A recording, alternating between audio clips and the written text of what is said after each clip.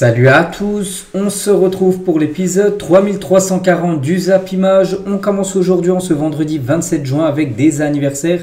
Et on commence tout d'abord avec le défenseur central d'Everton, Jarrad Branthwaite. Il fête aujourd'hui ses 23 ans. Bon anniversaire à lui. Également Hugo Larsson, milieu central de Francfort, fête aujourd'hui ses 21 ans. Christian Mosquera, défenseur central de Valence, pisté par le Real Madrid ou même le PSG. Il fête aujourd'hui ses 21 ans. N'oubliez pas que ce joueur sera en fin de contrat dans un an. Et également, Bellegarde, il fête aujourd'hui ses 27 ans, lui qui évoluait du côté de Strasbourg à l'époque, ou par exemple Alexis Selmaker, donc l'ailier droit de l'AS Roma, fête aujourd'hui ses 26 ans. Bon anniversaire à tous ces joueurs. On continue, on va parler maintenant de ce qui s'est passé la nuit dernière et la soirée hier soir. Donc c'est bien sûr la Coupe du Monde des clubs. Et on commence tout d'abord avec le Real Madrid qui jouait la nuit dernière à 3 h du matin, heure française, contre l'équipe autrichienne de Salzbourg. Et sans souci, le Real Madrid s'est imposé 3-0. Donc un but de Vini Junior, un but de Fede Valverde. Donc deux buts coup sur coup juste avant la mi-temps. On fait beaucoup de mal à l'équipe de Salzbourg.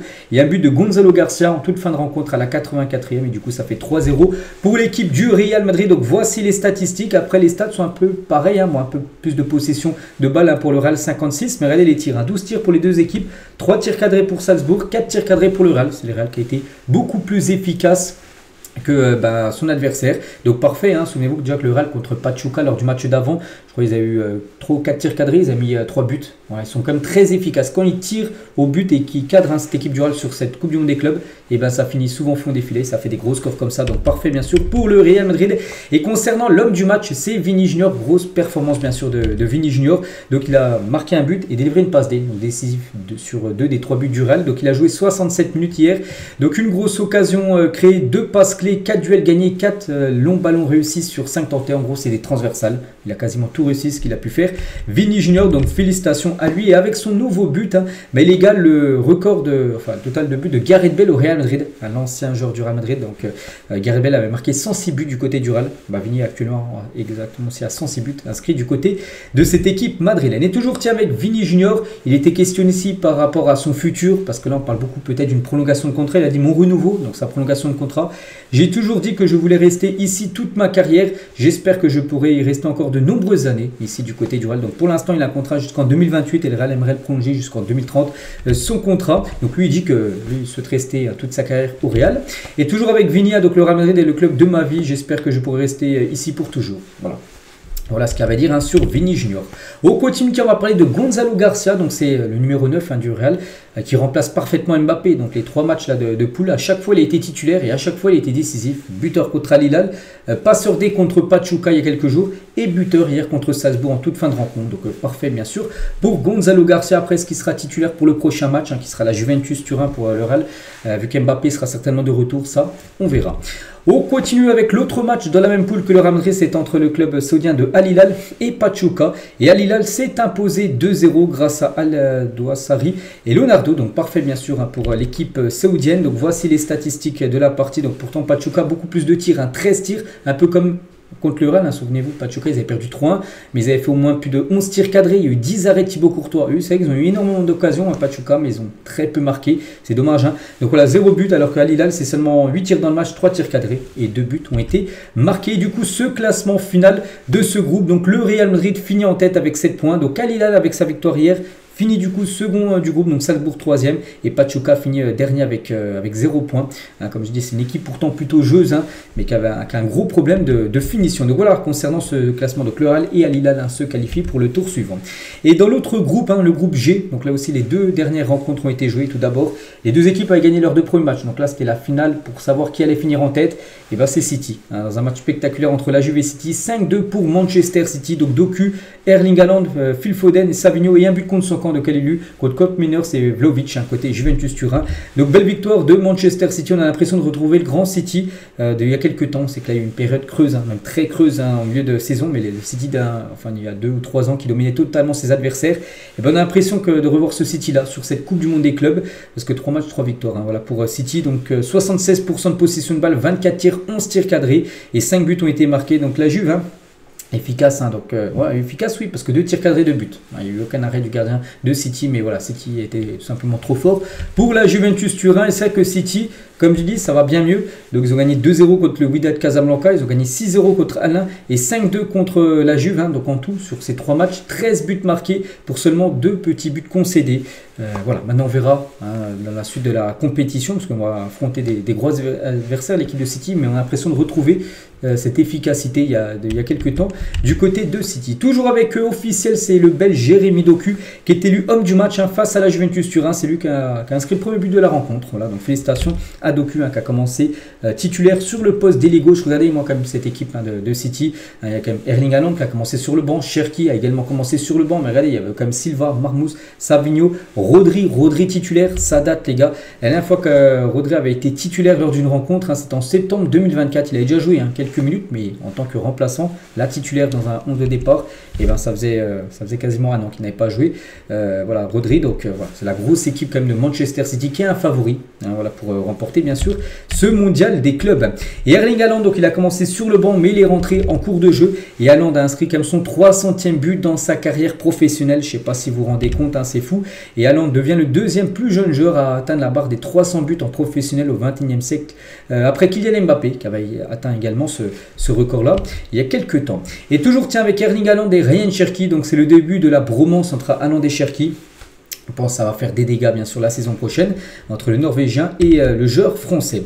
On s'est régalé de la première à la dernière minute. Donc c'est Walid Acharchour, ce consultant de DAZN. Les gars est très enthousiaste à propos de ce City. Il a dit: j'ai revu le City protagoniste avec le ballon, qui laisse rien à son adversaire. On ne pas 76% de possession de balle contre la Juve. Alors, on sait que ça a été la marque de fabrique de Pep Guardiola. Une grosse possession, voilà, beaucoup d'occasions, tout ça. On a l'impression de revoir ce City. Bon, c'était la Juve en face. Oui, la Juve reste une belle équipe, mais c'est que la Juve est encore en difficulté depuis quelques années. On verra quand ce sera vraiment une top équipe en face. Mais c'est que City, ça va bien mieux qu'il y a quelques mois où c'était fond du trou. Et pas, ils enchaînaient un défaite sur défaite. Et City qui bat la Juventus Turin, c'est rare parce que la Juve n'a plus perdu contre City depuis 1976. Donc c'était avant le match, bien sûr. Donc ils se sont affrontés quelques fois, les gars. Donc les Citizens s'est imposé 1-0 lors du match aller du premier tour de la Coupe UEFA en 1976. Donc depuis ce match, les deux clubs se sont retrouvés 6 fois, donc 4 victoires de la Juventus Turin, 2 matchs nuls, 0 victoire de City. Voilà, City casse cette mauvaise série qu'ils avaient plus depuis quasiment 50-60 ans de ne pas avoir réussi à battre cette équipe de la Juve. Et l'autre match dans la même poule, donc c'est entre le Wydad Casablanca et l'équipe de Al Ain, une équipe des Émirats Arabes Unis. Et c'est Al Ain qui s'est imposé 2-1. Pourtant, les Marocains menaient 1-0 dans la rencontre. Donc voici les statistiques de la partie. Et du coup, ce classement, City finit en tête, comme j'ai dit. Donc 3 matchs, 3 victoires, 13 buts marqués, 2 buts concédés. Donc la Juve finit deuxième, c'est qu'il y a eu un gros écart de niveau. Regardez, City c'est 13 buts marqués, la Juve c'est 11 buts marqués, puis après on descend à Al Ain et Wydad Casablanca, seulement 2 buts marqués pour les deux derniers. Donc voilà, les deux équipes européennes se qualifient pour les huitièmes de finale. Du coup on connaît, ça y est, les 16 qualifiés des huitièmes de finale. Donc il y aura 8 rencontres, donc il faut bien sûr 16 équipes. Donc voici toutes les équipes. Donc je crois qu'il y a 8 équipes européennes et 8 équipes reste du monde. Donc il y a quand même 4 clubs brésiliens. On sait que les clubs brésiliens ont été très performants.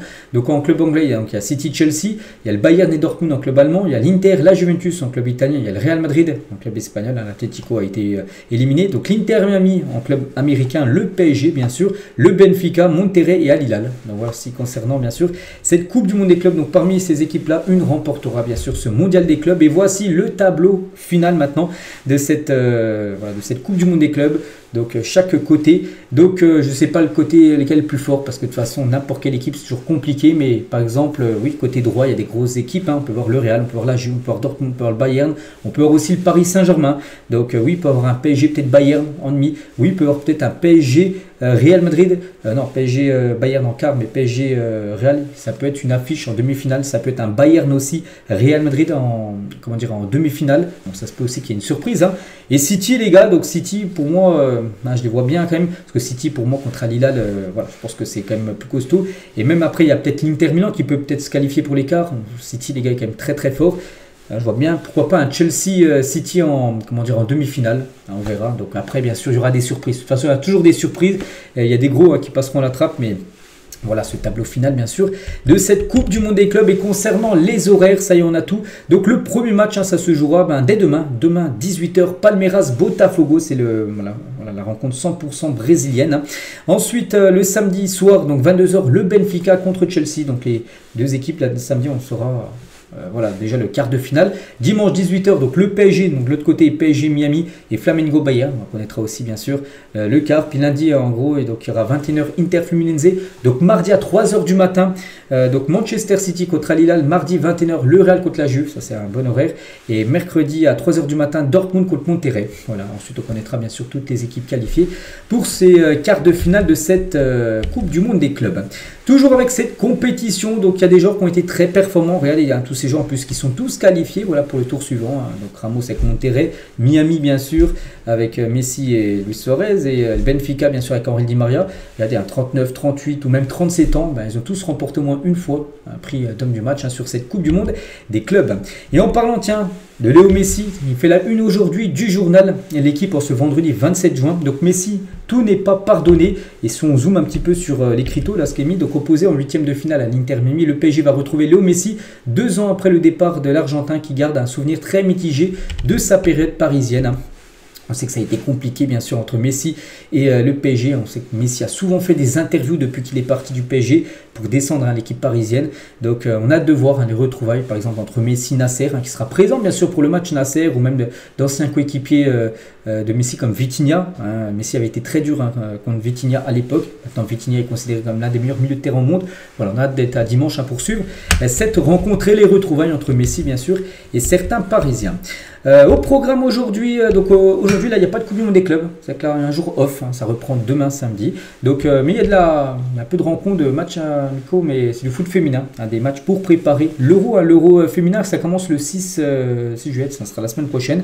Il y a un beau France-Brésil ce soir à 21h10, l'Espagne contre le Japon, Serbie-Islande, Pologne-Ukraine et USA-Irlande, c'est déjà fini, j'ai même pas vu le résultat. Bon bref, voilà, nous la France contre le Brésil ce soir, bonne chance aux Françaises, un match de préparation bien sûr pour cet Euro.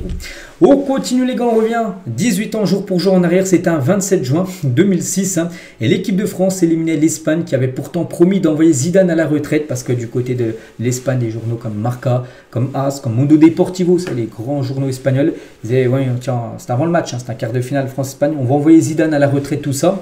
Et du coup, Zidane avait fait une masterclass et la France avait éliminé tout simplement l'Espagne en quart de finale de cette, en huitième plutôt, je crois que c'était les huitièmes de finale, puisqu'en quart, je crois que ça avait été le Brésil en quart. Et en demi, ça avait été le Portugal pour la France. Puis en finale, ça avait été l'Italie que la France avait perdu au tir au but. Mais voilà, en huitième, l'Espagne avait descendu Zidane avant le match. Puis Zidane, les gars, avait bien sûr éteint, on va dire, les Espagnols. On continue, tiens, avec Cristiano Ronaldo. Ça y est, c'est fait, les gars. CR7, on sait que depuis quelques jours, il était proche d'une prolongation. Je dis qu'il est en fin de contrat, là, maintenant, dans 3 jours. En 30 juin, il n'y a plus de fin de contrat dans 3 jours. C'est plutôt fin de contrat maintenant dans 2 ans et 3 jours exactement. Le 30 juin 2027, c'est sous nouveau contrat, Cristiano Ronaldo. Voilà, il vient de prolonger. Donc CR7 aura quand même 42 ans, il a 40 ans là, donc si tu rajoutes 2 ans, il aura 42 ans bien sûr. Cristiano Ronaldo, et Ronaldo bien sûr, son salaire est exceptionnel. Donc voilà, en gros c'est le même salaire, il reste avec 200 millions d'euros par an, ça fait déjà 2 ans qu'il gagne ce salaire là, donc il continuera encore 2 années à avoir ce salaire de 200 millions d'euros. En l'espace de 4 ans, il aura touché quand même 800 millions d'euros en 4 ans pour Cristiano Ronaldo. Je ne sais pas si vous vous rendez compte, c'est fou les gars. Donc regardez, ça représente par exemple à la seconde, toutes les secondes là qui défilent, il gagne 6,50 €, Cristiano Ronaldo. Toutes les minutes, c'est 386 €. Voilà, même quand il dort, c'est pas que quand il joue au foot, même quand il dort, quand il est aux toilettes, il fait n'importe quoi, il touche toutes les minutes, quasiment 400 €. À l'heure, c'est plus de 23 000. À la journée, c'est plus de 555 000 € à la journée, les gars. Donc, c'est fou. Pendant 4 ans, il touche ça tous les jours, par semaine, même par mois. Et ce qui représente 200 millions d'euros par an et 400 millions d'euros sur 2 ans. Voilà son nouveau contrat de nouvelles années. C'est bien évidemment le sportif le mieux payé du monde, le sportif le mieux payé de l'histoire de tous les sports confondus, avec un contrat comme ça. Donc, il est déjà milliardaire, Cristiano Ronaldo, bien évidemment. Mais là, il va enchaîner les milliards avec des salaires comme ça. Bon, tant mieux pour lui, bien sûr, qu'il profite, mais je ne sais même pas ce qu'il peut faire de tout cet argent. C'est fou, mais voilà. Une chose qui est sûre, c'est qu'il prolonge l'aventure Al Nasser. Karim Benzema, tiens, son ancien coéquipier qui touche aussi un gros salaire, Benzema. Je crois que du côté d'Al Ittihad, il doit être à 80, 90 à peu près, sans les sponsors, tout ça. Donc, il touche moitié à peu près de ce que touche CR7. Vous divisez tout ça par 2. Donc Benzema touche aussi un très très beau salaire. Et Benzema, tiens, juste, il va se marier avec Lina Koudry. Donc le mariage des deux amoureux est prévu le week-end prochain en Corse. Voilà. Benzema, désolé, qui a déjà été marié quelques fois, donc va se remarier. Donc félicitations à lui et à sa bientôt nouvelle femme. On continue, on va parler maintenant mercato. Et ça y est, c'est officiel. Milos Kerkez, qu'on a beaucoup parlé ces derniers jours, ça n'en parlera plus parce qu'il n'y a plus rien à parler. Parce que c'est fait les gars, il quitte Bournemouth direction Liverpool. Donc prix du transfert 47 millions d'euros. Donc encore un joueur de Bournemouth qui quitte le club. Il y a lui qui a quitté le club, il y a Hudson qui est parti au Real Madrid. Zabarni, défenseur central pisté par le PSG où il y a des chances qu'il y aille. C'est que Bournemouth les gars ils sont décimés en défense. Ils ont récupéré beaucoup de millions bien sûr. Mais voilà, concernant Kerkez c'est fait. J'ai regardé les gars un truc d'instant foot, c'était le 21 septembre 2022. Peut-être personne ne le connaissait. Mais voilà, Milos Kerkez, le train est déjà parti, n'attendra plus personne parce que c'est un crack. Il joue à la Z Alkmaar avant de rejoindre Bournemouth. Puis voilà, on va dire 3 ans après, mais il rejoint l'une des meilleures équipes au monde, bien sûr, l'équipe de Liverpool. Donc voilà, félicitations à lui pour sa trajectoire de carrière. Et c'est que Liverpool a déjà dépensé 223 millions d'euros, bonus compris dans ce mercato. Florian Wirtz, un gros montant, 136 millions d'euros. Kerkez 46 et Frimpong 40. Voilà, les deux latéraux sont là. Frimpong, on sait, remplace Alexander Arnold qui est parti du côté du Real Madrid. Et du coup, avec l'arrivée de Kerkez, ça donne la bonne sortie à Robertson, parce que Robertson, en gros, il attendait de partir, il va certainement à l'Atlético Madrid, il attendait que Kerkez soit officiel, Kerkez c'est fait, donc voilà, Robertson devrait partir très prochainement en Espagne. Toujours, tiens, du côté du club de Liverpool, donc Kerkez il va être coéquipier avec Ibrahima Konaté, mais Konaté lui est prêt à quitter librement Liverpool l'année prochaine en 2026, il lui reste 1 an et 3 jours de contrat exactement. Donc le Real Madrid, le Barça et le PSG sont tous intéressés pour récupérer le défenseur français. Donc le français pour l'instant une préférence pour les merengues, plutôt pour le Real, s'il avait un choix entre les trois, il irait plutôt au Real. Donc voilà, concernant Ibrahima Konaté, peut-être sa dernière saison, Liverpool sera un gros coup dur pour les Reds, parce qu'ils lui ont proposé de prolonger et il a refusé, un peu comme Alexander Arnold qui a refusé 4-5 offres de prolongation de Liverpool tout au long de la saison dernière pour aller au Real Madrid gratuitement. Peut-être ce sera la même chose pour Ibrahima Konaté l'été 2026. Officiel, Miles Lewis Kelly, qui est en fin de contrat lui aussi dans 1 an. Et il signe un nouveau contrat longue durée. Bon, il n'a pas été dit ce contrat, mais bon, je pense longue durée, c'est au moins 5 ans. Ça va aller jusqu'en 2030, voire même 2031, voire peut-être plus. Donc voilà, il reste du côté des Gunners. Brian Mbeumo va passer sa visite médicale avec Manchester United la semaine prochaine. Quel jour, j'en sais rien, mais voilà, il est très proche de rejoindre les Red Devils. On parle d'une somme qui pourrait dépasser les 65 millions d'euros que pourrait récupérer l'équipe de Brentford. Concernant Théo Hernandez, lui aussi, c'est imminent son arrivée du côté du club saoudien d'Al Hilal. Donc Hernandez à Al Hilal, c'est déjà 30 millions d'euros plus bonus pour l'AC Milan. Voilà, parce qu'il a 1 an de contrat. C'est vrai que l'année prochaine, il aurait pu partir libre. C'est cher quand même 30 millions d'euros pour un joueur qui pourrait partir potentiellement gratuitement dans 1 an. Hilal le veut absolument. Donc voilà, 30 millions pour l'AC Milan et 60 millions d'euros pour lui, bien sûr en salaire sur 3 saisons sans les bonus. Si tu rajoutes les bonus, voilà, je pense qu'il va négocier des gros bonus à Hilal. Donc il va toucher quasiment du 25 millions d'euros net, je pense à peu près par là, en salaire par an. C'est 5 fois plus, il était à 5 à peu près du côté de l'AC Milan. Donc voilà, il va quintupler son salaire en rejoignant l'Arabie Saoudite. Ça peut être officiel à tout moment. Théo Hernandez, est-ce qu'il fait une croix sur l'équipe de France en rejoignant le championnat saoudien? Je ne sais pas. Redé Kanté, il a été appelé, pourtant il joue actuellement dans le championnat saoudien, on verra. Ederson va rester à Manchester City cet été. Mon avenir est ici, des amis m'envoient plein d'infos, mais 99% sont fausses de ces infos. Il y a beaucoup de fake news autour de mon nom. Je reste au club, je reste à Manchester City. Voilà en gros ce qu'a pu dire Ederson. Après, ouais, il peut dire ça peut être du bluff, bien sûr. Mais bon, pour l'instant, les gars, d'après lui, il devrait rester du côté de l'équipe anglaise. Here we go, les gars, concernant Sumemana. Donc, un joueur ghanéen, il va rejoindre l'Atalanta Bergame. Un montant du transfert 17,5 millions d'euros plus 4 millions de bonus. Donc, Southampton qui descend en Championship, aura une clause de 15% sur une future revente. Voilà. Donc voilà, ce joueur devrait rester comme en première division, mais pas en Angleterre, mais plutôt en Italie, du côté de l'Atalanta. Il pourra jouer la Ligue des Champions, mais pas que l'Atalanta finit 3e du dernier championnat italien. Perisic, qui était proche du Barça, enfin lui surtout voulait aller au Barça, le Barça hésite parce que le Barça, voilà, pour l'instant, c'est focus 100% sur Nico Williams. Et du coup, Perisic ne signera pas au FC Barcelone cet été. Le Croate, du coup, est proche de prolonger son contrat. Il a une offre de prolongation d'une saison de plus du côté du PSV. En fin de contrat dans 3 jours. Perisic devra accepter cette offre vu que le Barça pour l'instant ne fait pas de geste en gros pour le faire venir du côté de l'Espagne. Et toujours avec le FC Barcelone, et c'est officiel, l'Athletic Bilbao a saisi la Liga pour exprimer ses doutes sur la capacité du Barça à recruter de nouveaux joueurs dans le cadre du fair play financier. Le club insiste sur le fait qu'il défendra ses intérêts et veillera à l'application des règles. Donc pourquoi Bilbao fait ça? Parce que Bilbao veut pas du tout que leur joueur Nico Williams quitte le club pour aller du côté du FC Barcelone. C'est au même officiel, ils vont sortir un communiqué, enfin je sais pas, c'est pas non plus une plainte, mais ouais, ils vont saisir la Liga, en gros, pour demander si le Barça, ils sont bien dans les règles du fair play financier. Voilà, pour faire tout simplement Nico Williams. Hein. Et c'est qu'entre les deux clubs, ça ne va plus du tout. Hein. C'est vraiment très très chaud entre le Barça et Bilbao. Hein. La preuve, les gars, Bilbao, et s'il venait à perdre Nico Williams, il préfère le vendre à n'importe quel club au monde que le Barça. Voilà.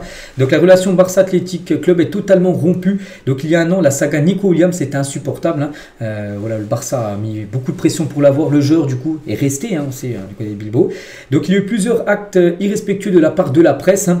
Donc le problème avec Inigo Martinez a été le début. Inigo Martinez, ancien joueur, il y a 2 ans, il a quitté l'équipe de Bilbao gratuitement pour aller au Barça. Ça, c'est déjà pas du tout passé, hein, bien sûr. Pour l'équipe de Bilbao, d'avoir perdu Inigo Martinez, qui maintenant est un titulaire indiscutable du côté du Barça. Et là, c'est pour ça que depuis cette affaire d'Inigo, entre les deux clubs, hein, ça ne va plus du tout. C'est pour ça qu'ils veulent absolument pas qu'il lâche tout simplement Nico Williams au FC Barcelone. Et toujours tiens avec le Barça, regardez la une journal Mundo Deportivo aujourd'hui, c'est un journal catalan et ça parle de Lamine Yamal, hein, donc Lamine qui a sur son yacht, mais Lamine 10, hein, donc oui, Lamine Yamal portera bien le numéro 10 la saison prochaine. La décision est prévue depuis des mois et sera annoncée en juillet. Donc actuellement, Lamine Yamal a le numéro 19, il devrait, bon c'est sûr maintenant le numéro 10, donc tout devrait être officiel le 13 juillet. Hein. Pourquoi le 13 juillet? Parce que déjà c'est son anniversaire. Voilà, donc, le jour de son anniversaire, il y aura aussi sa nouvelle prolongation de contrat et aussi son changement de numéro. Ça devrait être le 10, hein, tout simplement pour Lamine. Hein. Et Lamine, tiens, donc il est plus au Brésil, il est au Brésil, hein, il y a quelques jours avec Neymar. Il est revenu, je ne sais pas trop où il est, peut-être en Espagne, j'en sais rien, mais voilà, Lamine Yamal a loué à Ibiza, il est à Ibiza, voilà, d'une valeur d'environ 5 000 € par jour. Hein. Il se fait plaisir, bien sûr, Lamine Yamal, hein, pendant ses vacances. Hein. Donc reprise de l'entraînement pour lui et ses coéquipiers du côté du FC Barcelone, hein, c'est prévu le 13 juillet prochain. Toujours, tiens, avec Lamine Yamal, on parlait qu'il va récupérer le numéro 10, mais n'oubliez pas que le 10, c'est Ansu Fati qui l'a, mais Fati va partir, les gars, regardez, Fati va s'envoler direction Monaco, accompagné de son père pour aller signer son contrat. Voilà. Normalement, aujourd'hui, vendredi, les gars, il va passer sa visite médicale. Donc, si tout est OK, soit ce soir, voilà, dans la soirée, soit demain, samedi, les gars, ça sera officiel. Concernant Fati, on parle d'après, avec une option d'achat de 11 millions d'euros, le Barça mettra une clause de rachat à 28 millions d'euros dans son contrat. Et Paul Pogba, c'est la même chose. Il a atterri hier soir à Nice. Hein. Pas pour signer à Nice. Hein. Et Nice et Monaco, c'est juste à côté. Je suis passé à un aéroport à Monaco. Et voilà, du coup, il arrivera à Monaco aujourd'hui, lui aussi, pour passer sa visite médicale. Donc, ça se peut que Monaco aujourd'hui officialise Paul Pogba et Ansu Fati. Bon, ça se peut aussi que ça soit demain, mais voilà, les deux, c'est imminent. On continue, tiens, on va parler de l'attaquant allemand. Vous savez, celui que j'ai parlé hier de Nick Woltemade, hein, vous savez, ce tout jeune allemand de Stuttgart, hein, qui est pour moi un Haaland bis. Hein, et bien, encore trouvé entre le Bayern Munich et ce joueur, les gars, pour un transfert cet été. Un contrat jusqu'en 2030 a été convenu entre les deux parties. Aucune négociation n'a encore eu lieu entre les Bavarois et Stuttgart. Donc, pour l'instant, lui, le joueur est OK pour rejoindre le Bayern et Bayern le veut. C'est seulement, mais pas qu'un transfert, les gars, il faut que 3 parties soient d'accord. Donc, pour l'instant, le joueur, lui, va au Bayern. Maintenant, il faut se mettre d'accord entre le Bayern et Stuttgart. Bien sûr, par rapport au prix du joueur. Donc, Stuttgart souhaite conserver son joueur sous contrat jusqu'en 2028 et ils espèrent le garder, bien sûr. Mais voilà, le Bayern, hein, fonce sur ce joueur que le Real Madrid cible également. Il y a l'Atlético, il y a plein d'autres équipes qui ciblent également ce joueur. Et pour l'instant, il y a de fortes chances peut-être de le voir signer du côté du Bayern. Hein. Ça peut être pas mal avec Harry Kane la saison prochaine. Puis ça serait surtout un attaquant pour le futur. Peut-être Harry Kane va peut-être refaire une année au Bayern, puis après il partira. Et peut-être un joueur pour le futur, tout simplement. Moi, je vois bien pourquoi pas le Bayern l'acheter et le prêter une saison du côté de Stuttgart. Hein. C'est totalement réalisable. On continue, tiens, avec un autre attaquant, c'est Olivier Giroud, veut rejoindre le LOSC. Hein, donc, contrat d'1 an plus une autre année en option. Donc, il est confiant et veut faire Giroud plus Iga Mané, un attaquant marocain des Glasgow Rangers, hein, pour remplacer Jonathan David qui partira officiellement dans 3 jours. Hein. David il a un contrat jusqu'au 30 juin. Donc on est le 27, donc voilà, c'est imminent. Donc voilà, Giroud Iga Mané peut-être du côté de Lille. Hein. Et concernant Hamza Iga Mané, hein, ce genre de Glasgow Rangers qui devrait partir, donc il y a Lille, hein, j'ai dit, mais il y a aussi Marseille, les gars. L'Olympique de Marseille veut Hamza Iga Mané. En plus du LOSC, hein, avec qui le joueur est déjà tombé d'accord. L'OM est également sur le buteur marocain. Donc les Lillois, pour l'instant, de l'avance. Hein, dans ce dossier, vont formuler une première offre officielle aux Glasgow Rangers. On verra après, est-ce que Marseille en fera une meilleure pour essayer d'arracher au dernier moment le joueur. Mais le joueur a de fortes chances de jouer en Ligue 1 la saison prochaine. Concernant Eze, donc joueur anglais de Crystal Palace, hein, fait partie des cibles d'Arsenal pour le mercato. Le joueur est également visé par Tottenham. La clause libératoire de l'anglais de 80 millions d'euros. Très bon joueur, un joueur sous-coté à ce joueur Eze. Donc oui, je pense qu'il vaut ces 80 millions d'euros, surtout que c'est un joueur anglais, il joue dans le championnat anglais. Donc voilà, c'est on sait à chaque fois des montants très hauts. Donc Arsenal voilà, est très intéressé par Eze. Como tient l'équipe italienne qui pour l'instant est vraiment très actif sur ce mercato, s'accorde avec l'AC Milan pour Malick Thiaw, 25 millions d'euros pour le défenseur allemand. Donc le joueur doit se décider s'il veut quitter Milan ou rester ou aller à Como. Donc le club, toujours entraîné par Fabregas, souhaite aussi boucler le deal Morata avec le club milanais. Voilà, donc c'est vrai qu'ils sont très actifs sur ce mercato. Cette équipe de Como, j'avais parlé il y a quelques jours, ils ont un budget quand même de 100 millions d'euros. Une enveloppe de 100 millions d'euros pour recruter ce mercato. Donc voilà pourquoi ils peuvent faire ce genre de joueur-là. L'équipe de Como. L'Olympique de Marseille et l'AS Roma sont dans une impasse concernant l'échange entre Evan Ndika et Ismaël Koné. Hier, j'ai dit qu'il aurait pu y avoir un échange, mais le problème, en gros, c'est qu'il y a une grande différence existe entre l'évaluation des deux joueurs. Il y en a un qui coûte beaucoup plus cher que l'autre. Donc c'est Ndika qui est beaucoup plus valorisé. En gros, il coûte beaucoup plus cher que Ismaël Koné. Et ce qui coince, bien sûr, parce que c'est comme si tu transférais un joueur qui coûte très cher avec un joueur qui coûte beaucoup moins cher. Donc il y a une équipe qui se fait un peu douiller, on va dire, dans l'opération. Et c'est un peu ce qui coince. C'est pour ça que l'AS Roma aimerait de l'argent en plus. Voilà, s'il y a un prêt, bien sûr, enfin un échange entre les deux clubs. Strasbourg est intéressé par Mathis Sablin, donc un jeune joueur de l'équipe de France Espoir, mais joueur de Nantes qui risque de partir. Un gros chantier est à faire côté Alsace et des noms comme Bridge Ede, donc je ne connais pas, c'est un Polonais de 2007, ou même Lennon Miller, un Écossais de 2006, ou encore Joaquin Panicelli, un joueur argentin, sont jugés intéressants par le staff strasbourgeois. Donc voilà, Strasbourg s'intéresse à pas mal de joueurs. Des jeunes joueurs pour la saison prochaine. Concernant le Paris FC, donc le Paris FC aura un budget entre 120 et 130 millions d'euros cette saison, c'est énorme, mais bon, ça ne sera pas seulement consacré au mercato. Le mercato, il y aura une enveloppe de 60 à 70 millions d'euros consacrée au mercato. C'est beaucoup pour une équipe de Ligue 2 qui monte en Ligue 1. Non, le mercato, voilà, le budget, c'est peut-être 10-15 millions d'euros max. Avoir quasiment 70 millions d'euros pour le mercato, voilà, pour un promu, c'est très très rare. Donc voilà, il y a de grandes ambitions du côté du Paris FC. Officiel, Nicolas Pallois quitte le FC Nantes après 8 saisons passées au club. Tiens, il est en fin de contrat là dans 3 jours et du coup pas d'accord par rapport à une prolongation de contrat.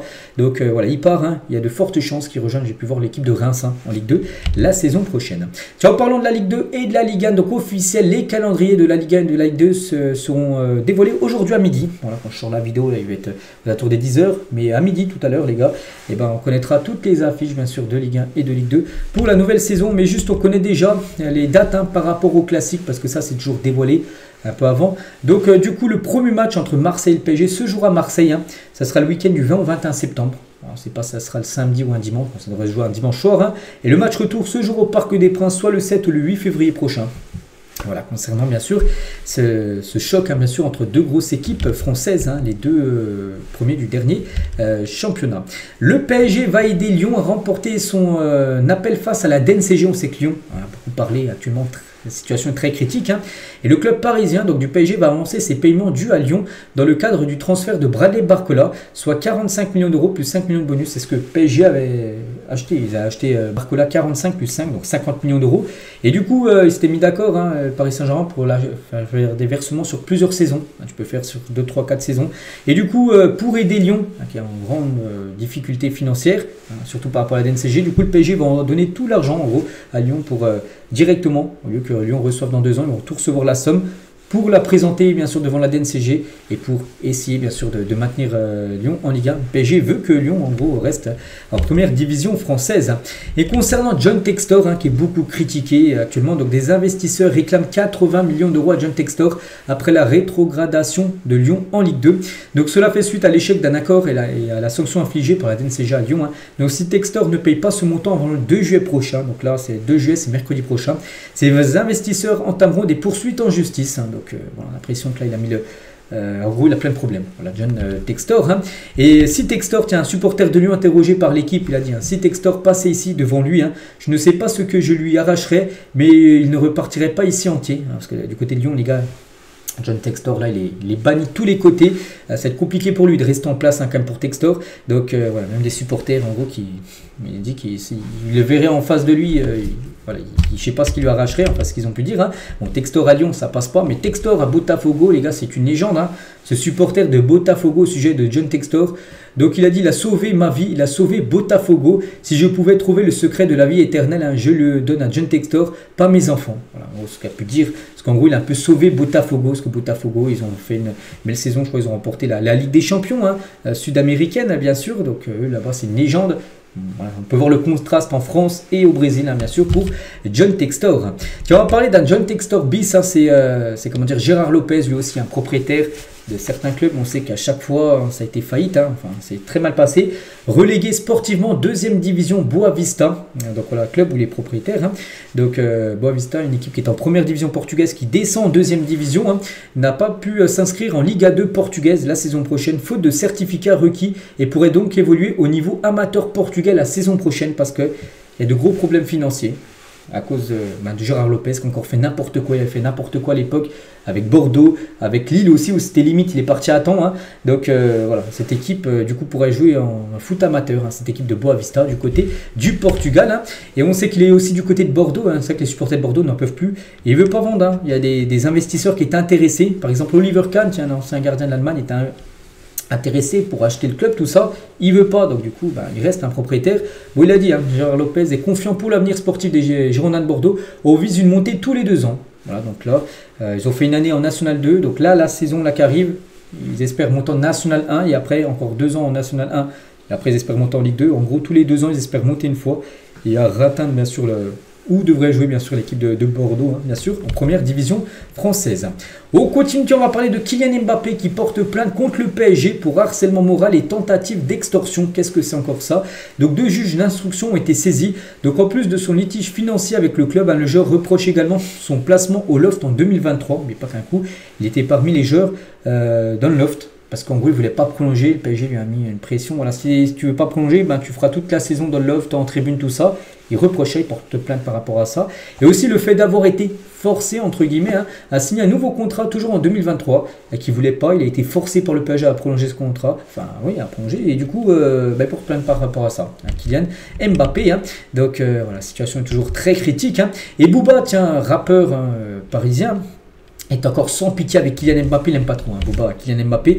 Donc il a mis sur son compte Twitter, hein, donc si tu laisses pas Nasser tranquille, je vais lui dire ce que tu as fait à Palm Beach, hein, donc là aux États-Unis, et avec qui et pourquoi tu as chopé une gastro. Alors, on sait qu'il a été malade, hein. Booba saurait ce qu'il a fait, enfin comment il a chopé cette gastro. Voilà. Donc joue au foot, marque des buts et vend des maillots, tu vas pas nous, bon voilà, longtemps, hein. Voilà, Kiki, et passe ton permis. Voilà, en gros ce qu'il a pu dire Booba par rapport à ça. N'oubliez pas que Booba est très proche du PSG, hein. N'oubliez pas qu'il y a une collaboration entre Booba et le PSG par rapport à une chanson de Booba qui est sortie par rapport au sac, hein, du Paris Saint-Germain en Ligue des Champions. On continue, tiens, toujours avec un joueur du PSG, hein. C'est Ousmane Dembélé, là sur Instagram, tu peux sortir ta plus belle photo foot de la saison, et Dembélé a publié cette photo là bien sûr sur son compte Instagram. La photo en train d'embrasser bien sûr le trophée de la Champions League à remporter il y a quelques semaines. Ça ne choque personne, hein, c'est vrai que quel joueur comme ça, Achraf Hakimi. Donc en tout les gars, en carrière c'est 53 buts, 63 passes D, hein, pour un défenseur droit c'est énorme, hein, et 16 trophées, hein, pour lui, pour au Real, à Dortmund, à l'Inter, au PSG et avec la sélection marocaine. Hein. Voilà, il a tout d'un grand bien sûr, Achraf Hakimi. Toujours tiens du côté du PSG, je suis venu comme un roi, je suis parti comme une légende. Le dernier post Instagram de Zlatan Ibrahimovic, hein, qui a un petit souvenir là avec Paris, qui a une photo chez lui qui est encadré avec ses 2 enfants et avec ses 2 maillots tout simplement, King et Légende. Voilà, par rapport bien sûr à Zlatan quand il faisait les beaux jours à l'époque du côté de Paris. Il doit bien se préparer, le nouveau sélectionneur du Brésil, Ancelotti, hein, compte sur Neymar pour la Coupe du Monde l'année prochaine. Hein. Il attend un grand Neymar. Hein, c'est que Neymar, on sait qu'il a beaucoup de blessures, mais il veut que Neymar soit prêt et amène en gros le Brésil à ce titre mondial qui échappe vraiment au Brésil, hein, depuis 2002. Officiel, Lucas Chevalier est nommé meilleur joueur de la saison au LOSC. Hein. Félicitations bien sûr à ce gardien. Après, concernant son futur, je ne sais vraiment pas s'il va rester, parce qu'il y a beaucoup de clubs intéressés par Lucas Chevalier, mais en tout cas cette saison, ça a été le meilleur doc de la saison, donc félicitations au gardien français. Rodri nous dévoile ses favoris pour le Ballon d'Or 2025, hein, qui pourrait lui succéder. Il y a beaucoup d'options, hein. Je mets toujours en avant les Espagnols, donc il va soutenir ses collègues. Hein. Donc Pedri a été incroyable, hein. Lamine Yamal aussi, mais je ne suis pas juge, on verra bien, hein, bien sûr, parce que oui, il y a des Espagnols qui peuvent le remporter. Pedri, s'il le remporte, c'est pas un scandale. Lamine Yamal, s'il le remporte, c'est pas un scandale. Il y a d'autres joueurs aussi qui peuvent le remporter, hein. Je pense bien sûr à Ousmane Dembélé. Vitinha, s'il le remporte, pour moi, ce serait pas un scandale. Achraf Hakimi, s'il remporte le Ballon d'Or, peut-être tu vas dire, mais pourquoi tu dis Hakimi? Non, Hakimi, les gars, s'il le remporte, pour moi, ce serait pas du tout un scandale. Vu la saison qu'il fait, il pourrait remporter, bien sûr, ce Ballon d'Or. Donc oui, il y a pas mal d'options, bien sûr, pour savoir qui remportera ce Ballon d'Or qui sera décerné, n'oubliez pas, le 22 septembre prochain. Et on finit, la dernière photo du jour, les gars, on revient sur cette Coupe du Monde des clubs, et c'est simple, il y a une question de fin pour vous, hein.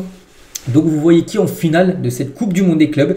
Donc moi voilà, je vais vous donner mon prono. Donc moi je vois bien Manchester City, je les vois aller jusqu'en finale et je vois bien le PSG. Voilà, City PSG en finale, je signe directement. Donc voilà les gars ce qu'il y a à dire aujourd'hui. J'espère que ça vous a plu. On se retrouve nous demain, bien sûr, demain samedi pour le prochain numéro. À demain.